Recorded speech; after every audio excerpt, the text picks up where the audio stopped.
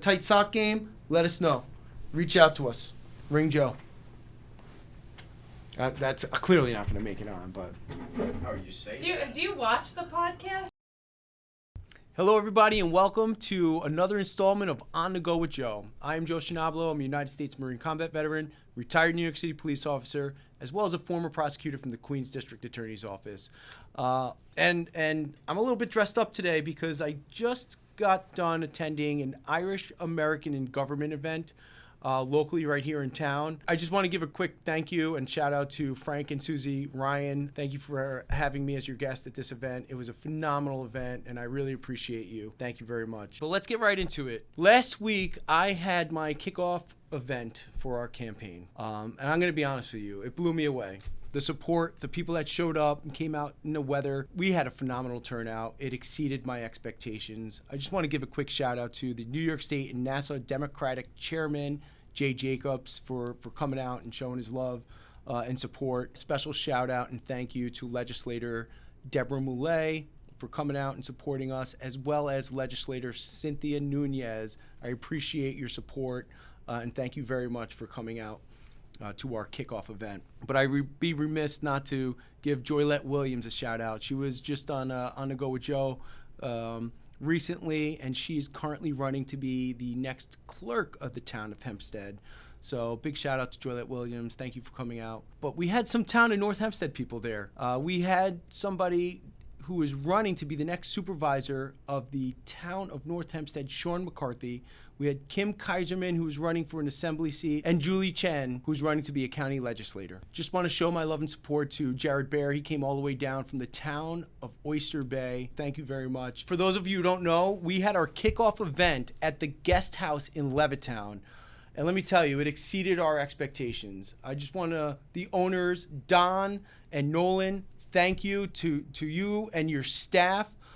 Exceptional service, phenomenal food, and the space was absolutely perfect. For anybody who's listening to this, please go to the guest house, check them out. You will not be disappointed. Thank you very much for hosting our kickoff event. This is only the beginning of the Scianablo movement, but we need you. We need you to stand with us.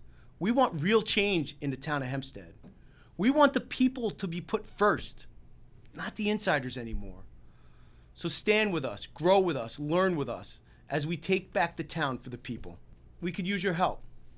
Walking petitions, attending events, board meetings, making phone calls, text messages, every little bit helps. So if you want to be part of this movement, visit joeforhempsteadsupervisor.com. You could volunteer, you could donate, every little bit helps. If you do choose to click on the volunteer tab at the top of the page, I promise you we're not going to pester you. We are going to reach out to you and see in what ways you can help out. And it could be in any way that you're comfortable with, as little or as much as you want to do. You could also donate on our website. Every little bit helps. There's no donation too small. There's definitely no donation too large, but it all helps. I know there's increasing costs out there in the world, but we're here and we're taking a stand to take back the town of Hempstead. The only way to beat the machine is to build a movement big enough to topple it.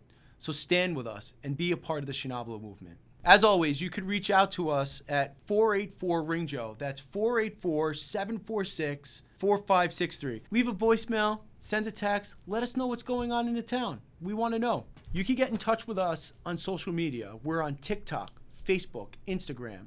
It's at Joe for Town of Hempstead. At Joe for Town of Hempstead, TikTok, Facebook, Instagram. You could also email us at joe@joefortownofhempstead.com.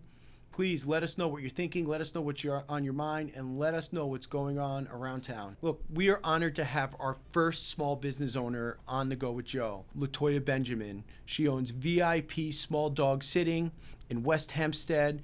She won an award, Businessperson of the Year, at the Multi-Chamber of Commerce event today. We're honored to have her on our show as the first small business owner here in the town of Hempstead. So you're going to be hearing from Latoya Benjamin herself, what she's experienced in opening up a business in the town of Hempstead, some of the hurdles and bureaucracy she had to deal with. So we're very excited. Let's get to it.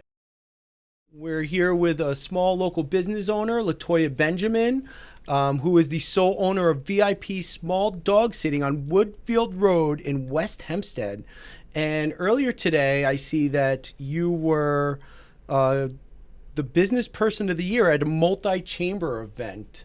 So I just need to give her a quick shout out for all of her success since she's opened her small dog sitting services on Woodfield Road in West Hempstead. So please check her out. VIP Small Dog Sitting, Woodfield Road in West Hempstead.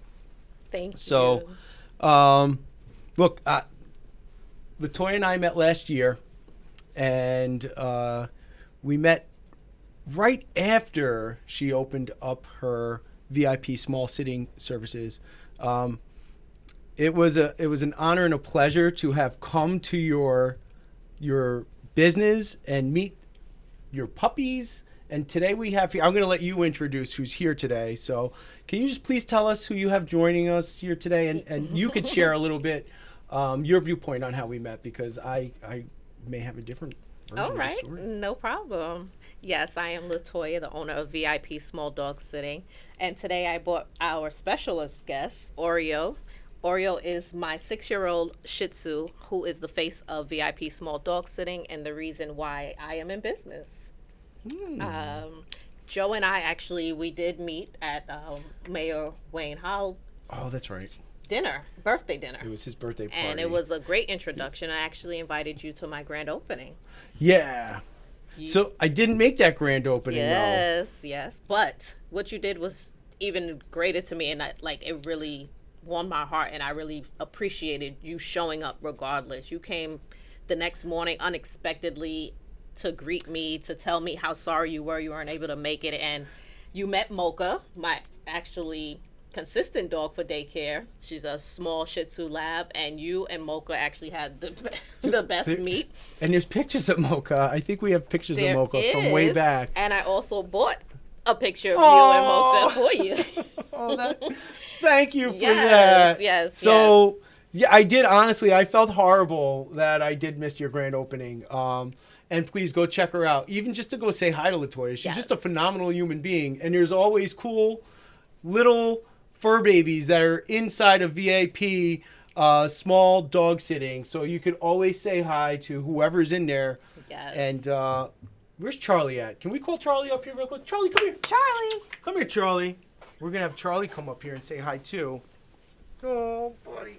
Charlie is he wants to start his own podcast. I'm going to be honest with you.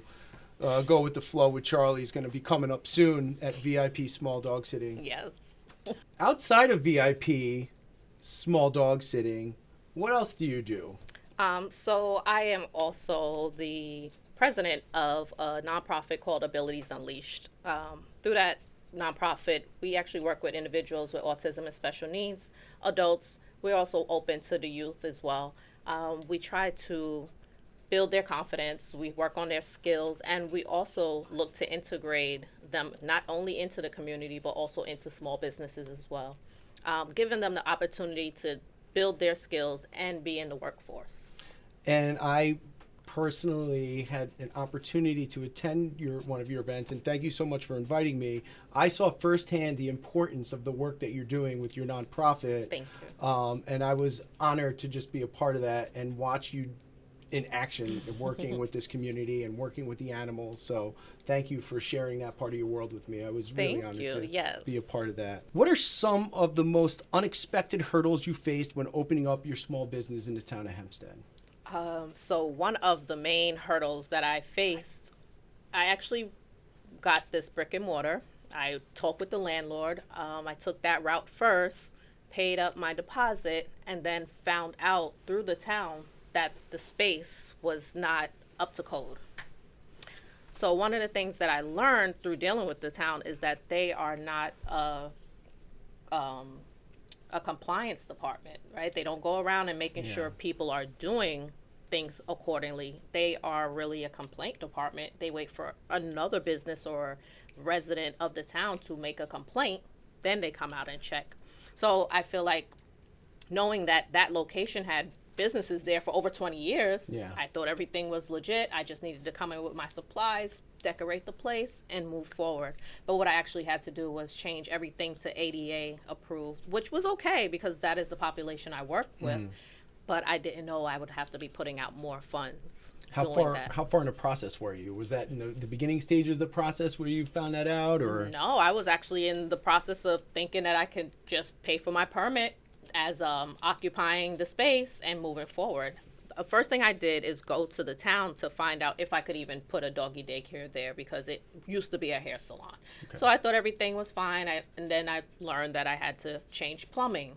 I learned that now once I change the name of the business, there's a change of use permit. So there's plumbing permits, change of use permit, electrical permits, multiple permits that I did not know I needed to pay for. And each permit had to be paid for differently, as well as each contractor had to be licensed through the town. So there was just a lot of payments I did not know I needed. Sounds like costs add up really quick. Oh, very much. Very much. I don't even want to ask you right now at the cost of just opening up a small business in the town of Hempstead. But I know it's exorbitant, and we're going to get into that in a minute. And I'm assuming the chamber was helpful? 100%. I actually picked up the phone to call my local chamber when I didn't know what to do. I didn't know, and this was even before I found the location, because I wanted that guidance. I didn't want to just jump out there not knowing. So I said, let me go to a business entity that can give me some information guidance. I didn't get an answer on that first call, so I just picked up the phone and called my neighboring chamber, which was the new Greater Hempstead Chamber of Commerce. And on the first ring, President LaShawn Lukes answered that phone, and from there, she guided me. She had answers for me. She supported with resources, and I also became a chamber member, as well as I went further and became a co-chair for membership at a short period of time, volunteering my services to give back for the things that they were able to do for me. So is it safe to say that the new Greater Chamber of Hempstead was instrumental in helping 100%, helping out? 100%. Look, small businesses out there, go out there and join your local chambers. Yes. They're a wealth of knowledge and experience, and they can help guide you through this process. So I just want to give a shout out, because I think it's important, because as a small business owner, especially when you're trying to start your own business, you don't know where to go to for help. No. And you can go to the local chambers, especially the new Greater Hempstead Chamber of Commerce. Yes. Which isn't limited to... No, not limited to Hempstead. They have my business where I'm in West Hempstead. They have Levittown businesses. They have businesses all over Nassau, even up to Queens and Harlem. What person, people, experience have helped shape you, and how did it influence you in opening your business? So, of course, I want to say that my mother is the main person who shaped me with life in general. She taught me patience. She taught me how to always look out for other people and just have the loving heart that I have because of how I see her interact with the world.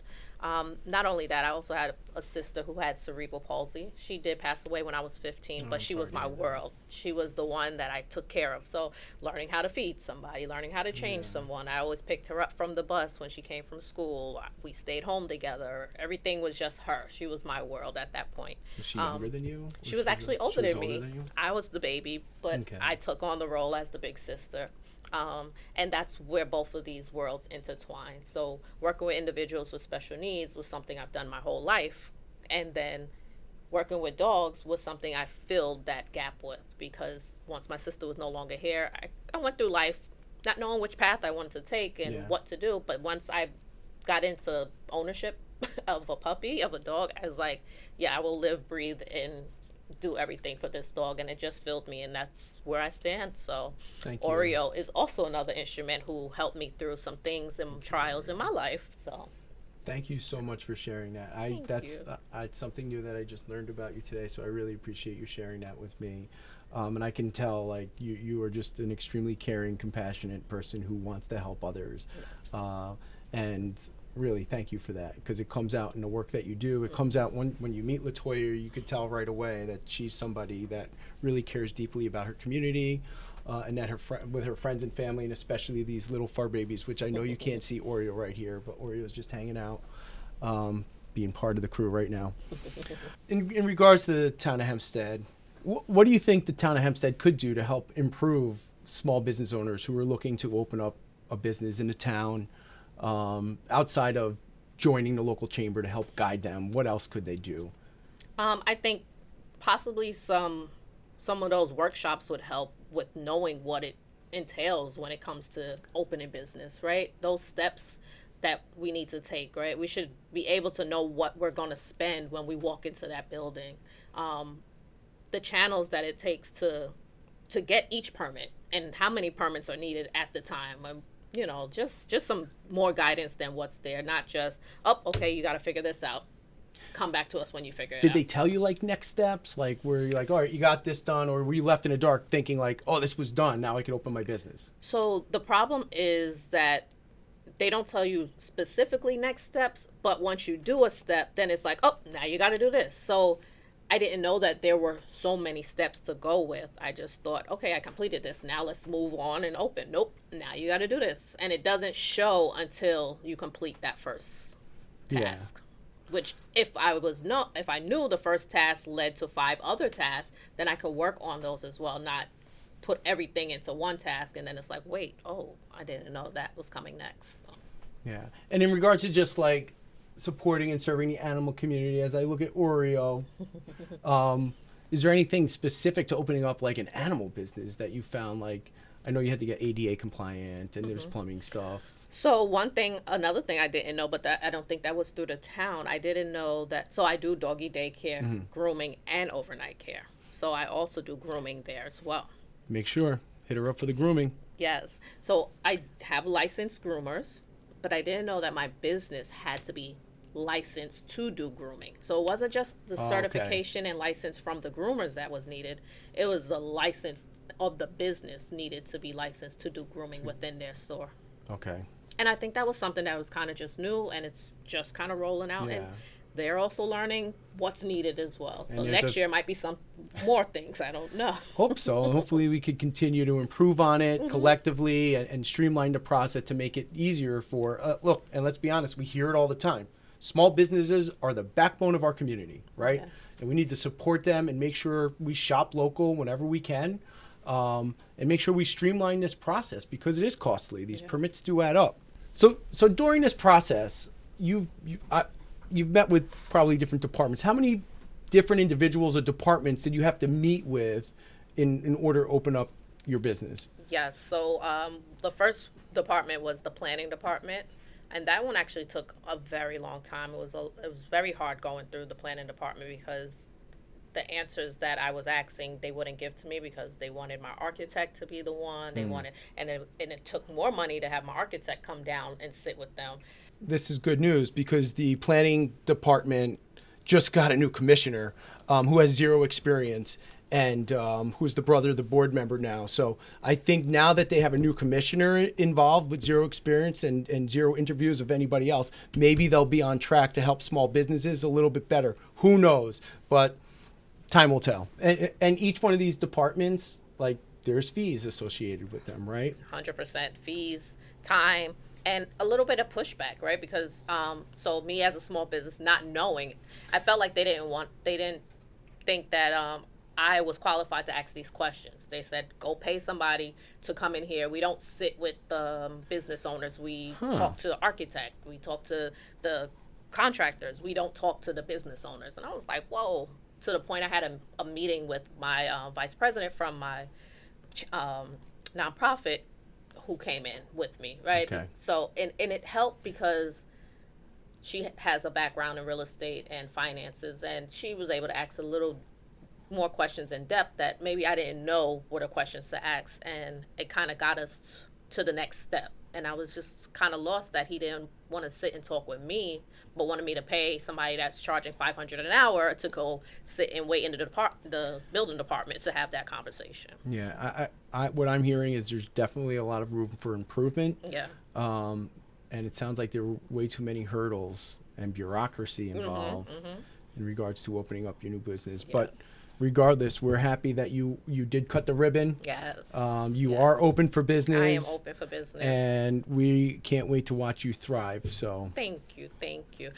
As well as around my area, I think there's some hurdles there, right? There's some businesses that have not been able to open dealing with the same situations. There's some businesses that are making the area look like trash, and it doesn't help those businesses who are trying to Yeah. thrive. So we have that kind of fight also within the town.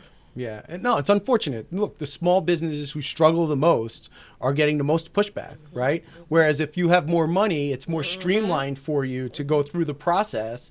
And the smaller, the lower person on the totem pole has to pay more money, go through more hoops and hurdles. And it just seemed like it might not be fair. So I think it's time that we revisit what we're doing in the buildings department and try to streamline these services for small businesses. Absolutely. And I see these costs here. I mean, commercial application fee is $400 for the first 1,000 of estimated construction costs. Commercial permit fee is $15 for each additional $1,000 of construction costs on top of that. Commercial use permit is $800. Certificate of your C of O, your certificate of occupancy, $300 plus $5 per 1,000 of construction cost up to $2,000. We have on estimate here that for a $300,000 construction project for small business, approximately is $7,500 roughly, just to kind of get going, and the fees go up from there. Absolutely. So it's people have said it. We have some of the highest fees in comparison to our neighbors. So it's definitely an area we need to work on and improve on. Yes. Years from now, what do you hope people will say about you and your service in the town of Hempstead? And what do you hope to build over the years to leave to the town of Hempstead to make it stronger and more unified with your business? Absolutely. So I do plan on having 3 locations. This one starting with small dogs, specifically because of the population that I work with, which are the individuals who have autism and special needs, the IDD population. And that population is what I really want to build the community around. I want the inclusivity there. I want other businesses to be open to working with this population, so that way they feel inclined to come out in the community and feel understood. And those who don't understand, that's why I have Abilities Unleashed, to build and bridge that gap between what is not known and what can be known, because they have skills and they're so well organized when you give them a task that they can help other small businesses, as well as we can help them from not just being home and having no other program to go to or things to do. And they're a part of our community, so we should connect all around. Yeah, and I've been on your social media, and I saw there's other things that you promote and do with your business, and especially in regards to animals and making sure that we strengthen our animal community out there. Yes. Can you share a little bit of that? And so what I also do, we have a program for puppy therapy. I've gone to senior centers to bring companionship to them, right? A lot of the seniors maybe don't have family and friends that come and visit them, so we do things like that. I've also created a reading club for kids for literacy. So if the kids want to come and need more literacy, it gives them opportunity to sit with some dogs and feel comfortable and happy to just be in the presence of dogs, but still getting that reading task done. yeah, you're doing amazing stuff, and I really, really appreciate you. It's Oh. okay. It's okay. Real quick, and I've been asking every guest this. I didn't. This is an easy one. This is low hanging fruit. Okay. Best pizzeria in Long Island, Nassau County, anywhere. So because I am in West Hempstead, it was Gino's my whole life. And I did hear you say Dario's, and I love Dario's down to the core. Dario's, Did I convert you to Dario's? Sorry, I already knew Dario's. Okay, yeah, I Sorry, didn't convert anybody. Nope. I didn't convert anybody to I Dario's. love Dario's. So I go to Dario's and I go to Gino's because I don't want my people to feel that. Where's Gino's at? Real Gino's quick? is right up the street from me. And By the Western Beef? Western Beef. Oh, okay. That's Gino's. On Woodfield Road. Yes. Close to VIP small dog sitting, so check them both out. Yes. And I will, Gino's, I'm coming. I'm going to come try out a slice, and you're going to be on the go with Joe soon there, Gino's. Look, I appreciate you going on. I want to give you a couple seconds just to share anything that you may not have yet about your business, about yourself. Yes. This is your time. Thank you. So as far as VIP small dog sitting, again, like I talked about, working with my population of IDD young adults, I definitely want to increase my doggy daycare. So if you have any small dogs, please bring them to VIP. It's not just for the business, but it's for that population, to be able to work with them, to learn how to care for another living being like they care for themselves. We have a canine program, so anybody that signs their dog up can get a percentage off for bringing their dogs. We do brushing, we do light grooming for the dog, not any haircuts, but they do baths, they brush teeth. You're trying to teach these individuals how to work in a workforce setting, as well as a lot of them just love being around dogs because it regulates their emotions as well. How can we get a hold of you and see your business? What can we do to learn more? Absolutely. So I am on Facebook, Instagram, and I have my website, which is www.vipsmalldogSitting.com. And all of those socials, you can find us at VIP Small Dog Sitting as well. Our phone number is 516-548-0032. Call, make your grooming appointments, your doggy daycare appointments, and if you're going on vacation, even next week, maybe tonight, give me a call and let's see how I can help you out. I am located at 683A Woodfield Road in West Hempstead, 11552. Come by anytime. And I'm sorry, I forgot. I just want to highlight this again, too. Like, you are the business person of the year for her chamber. So she is the business person of the year for a reason. So please seek her out, use her business, utilize her services, because you will not be disappointed. She got this award for a reason, and congratulations Thank you for your award today. Thank you. Just want to say another thank you to Latoya Benjamin for coming on the show. Thank you to Oreo and Charlie for being great sports and being here as well. If you want to learn more about VIP small dog sitting, all of her information is going to be located in the description. So thank you very much, Latoya Benjamin, for being on our show. I know we're a nation at war at this time, and I just want, my heart goes out to all the servicemen and women overseas that are being put in harm's way at this time. Once again, the billionaire class has chosen to send our men and women off to war. Whether they're calling it a war or not, the administration, certainly it is. And I just want to make sure that all those servicemen and women that are in harm's way at this time, we don't forget about them. And I pray for them, and I hope and pray they all make it home okay. It's not right, and it's conflicting information from the administration on why we're even doing this, but I'm sure the Trump-Epstein files have something to do with it. But once again, our men and women, our most valuable commodity, are being put in harm's way for unknown, ungodly reasons. So just put them in your thoughts as we continue to struggle and navigate this difficult time. Semper Fi. I just wanted to share with some of the stuff that I do when I'm not campaigning. And I had the privilege and honor of going into visit a group of students who are working on their capstone project. There's a group of seniors in college at the Parsons New School who are focusing on improving domestic violence awareness, domestic violence preventative measures within academia, within the school system. I was blown away by the 3 presentations that I've seen, and I know our future is in good hands, just simply based on what was presented to me in the city last week. So I just want to give a shout out to Parsons New School and the work that they're doing with their students in regards to domestic violence work in general, because much work still needs to be done there. Dr. Christina Blackburn, she is somebody who has a nonprofit, the Sapienza Human Compassion Project, in which I'm one of the team members on, and she's the one who introduced me to these kids who were working on this capstone project. I shouldn't call them kids, these young adults that are working on their capstone projects in order to graduate.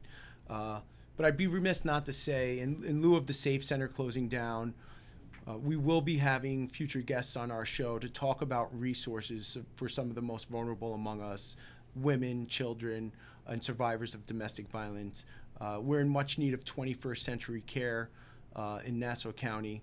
So we're going to be discussing some of these very important issues and some of the ways in which we can improve the quality of life for all these survivors, women, and children. We're going to be announcing our next guest this week on social media, so please stay tuned to On The Go with Joe to find out who's going to be with us in studio I know there's a little bit of a controversy in regards to daylight saving times, but I just wanted to let you know, and we're divided in our house. My wife loves where we were just at. However, me and the sunlight, I'm all about this change in time. And I would argue that we should keep it this way for the rest of our lives, and we should not be turning back the clocks forward or backwards ever again. So welcome back to the proper timing for the world, and I'm glad that we're finally a part of it. If you're a fan of daylight saving time, you should be a fan of the changing clocks, because now there's going to be more light out later. So On the Go with Joe is going to be out in the sun having fun. So watch us on the pickleball courts in the future. I don't know what to do. I think we're good. It's a wrap. We'll talk to you next week with On the Go with Joe.